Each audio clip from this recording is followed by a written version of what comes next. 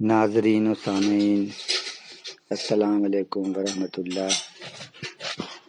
آج ہم آپ کو سنائیں گے اسلام کے عظیم مجاہد سید الشہداء، شیر خدا، شیر اسلام حضرت حمزہ رضی اللہ تعالی عنہ کی شہادت کا دردناک واقعہ، اور پھر انہی کے قاتل کے اسلام قبول کرنے کی عجیب و غریب داستان۔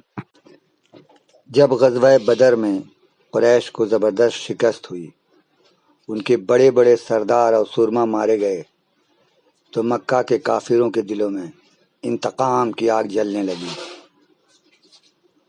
ابو سفیان نے پورے قریش کو اکٹھا کیا اور مدینہ پر حملہ کرنے کا پلان بنایا۔ ابو سفیان کی بیوی ہندہ پورے غیظ و غضب میں تھی اور انتقام کی آگ میں سلگ رہی تھی، کیونکہ اس کے بھائی، اس کے باپ، اس کے چچا سب جنگ بدر میں مارے گئے تھے۔ اس نے لوگوں سے پوچھا، میرے باپ کو کس نے مارا؟ لوگوں نے بتایا، حمزہ نے۔ اس نے پوچھا، میرے چچا کو کس نے مارا؟ لوگوں نے بتایا، حمزہ نے۔ اس کے بھائی ولید حضرت علی کرم اللہ وجہہ کے ہاتھوں مارا گیا تھا۔ ابو سفیان کی بیوی ہندہ نے قسم کھائی تھی کہ جب تک میں حمزہ کا کلیجہ نہیں چباؤں گی مجھے چین نہیں آئے گا۔ اس لیے اس جنگ میں مشرکین مکہ کے ساتھ عورتوں کے ساتھ خود بھی شریک ہوئی تھی، تاکہ مردوں کو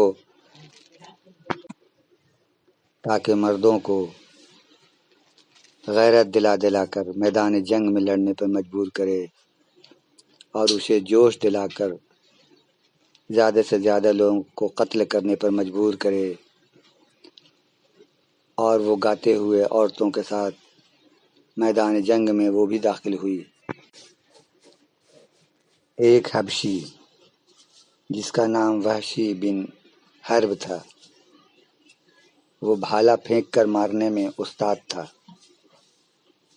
اپنے آپ میں وہ بے مثال تھا۔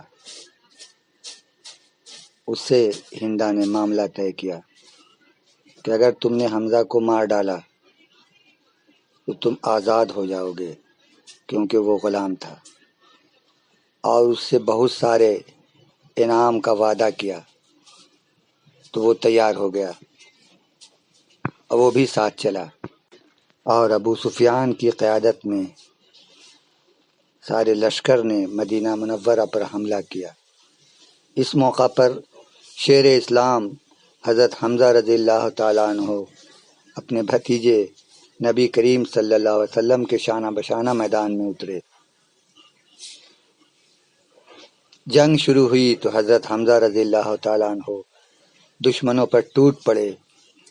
وہ ایک ایک حملے میں کئی کفار کو واصل جہنم کر دیتے۔ قریش کے لیے وہ ایک ایسی آندھی بن گئے تھے جس سے بچنا ناممکن تھا۔ وحشی بن حرب جنگ میں کسی سے لڑا نہیں، بلکہ وہ ایک جھاڑی کے پیچھے چھپ گیا اور اس انتظار میں تھا کہ کب حضرت حمزہ اس کے نیزے کی زد میں آئیں۔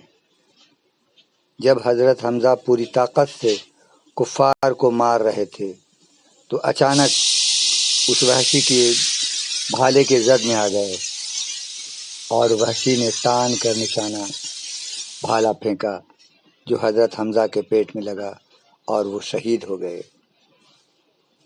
یہ وہ لمحہ تھا جب میدان احد لرز اٹھا، نبی کریم صلی اللہ علیہ وسلم کی آنکھوں سے آنسو ہی جاری ہو گئے۔ آپ نے فرمایا، حمزہ سید الشہداء ہیں۔ جب آپ صلی اللہ علیہ وسلم نے اپنے چچا کی لاش دیکھی تو آپ رو پڑے۔ حضرت حمزہ رضی اللہ تعالیٰ عنہ کی شہادت اسلام کے لیے سب سے بڑا نقصان محسوس ہوا۔